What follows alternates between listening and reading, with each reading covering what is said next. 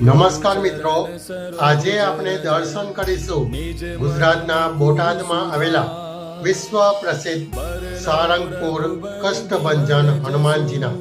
શું તમે જાણો છો કે અહીં હનુમાનજીના ચરણોમાં શનિદેવ કેમ બિરાજમાન છે અને કેમ આ મંદિરને કષ્ટભંજન એટલે કે દુઃખો હરનાર કહેવામાં આવે છે? ચાલો જાણીએ આ વિડીયોમાં। આ મંદિરનો ઇતિહાસ સ્વામિનારાયણ સંપ્રદાય સાથે જોડાયેલો છે।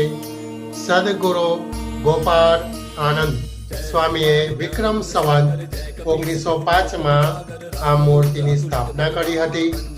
એ સમયે ભક્તો ગ્રહદશા અને દુઃખથી પીડાતા હતા। સ્વામીએ હનુમાનજીનું એવું સ્વરૂપ આપ્યું જે ભક્તોની પીડા દૂર કરે। કહેવાય છે કે સ્થાપના સમયે જ્યારે સ્વામીએ મૂર્તિની સામે જોઈને સંકલ્પ કર્યો ત્યારે મૂર્તિ સાક્ષાત હલવા લાગી હતી। હનુમાનજીએ વચન આપ્યું કે જે કોઈ અહીં આવશે તેના તમામ કષ્ટો હું હરી લઈશ।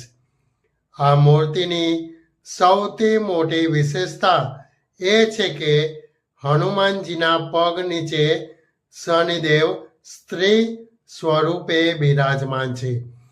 પૌરાણિક માન્યતા મુજબ શનિદેવના પ્રકોપથી બચવા ભક્તોએ હનુમાનજીને વિનંતી કરી। હનુમાનજીના ક્રોધથી બચવા શનિદેવે સ્ત્રીનું રૂપ લીધું હતું, કારણ કે હનુમાનજી 12 બ્રહ્મચારી છે।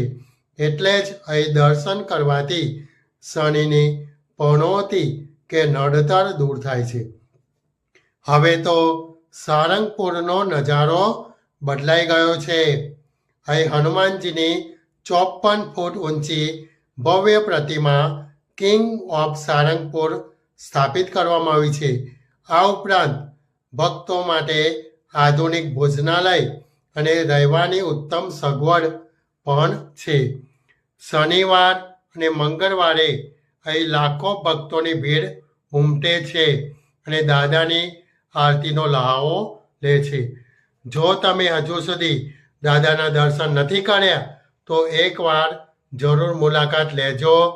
આ વિડીયો ગમ્યો તો લાઈક કરજો અને કમેન્ટમાં જય કષ્ટભંજન દેવ લખવાનું ભૂલતા નહીં।